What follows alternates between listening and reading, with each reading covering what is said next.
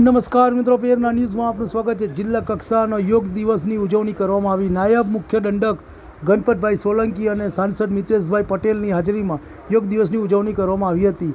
આ પ્રસંગમાં દંડક રમણભાઈ સોલંકીએ શું કહ્યું હતું? રમતગમત, યુવા અને પ્રવૃત્તિઓનું આયોજન આંતરરાષ્ટ્રીય યોગ દિવસની ઉજવણી કરવામાં આવી હતી। રિપોર્ટ રવિ સાતુ।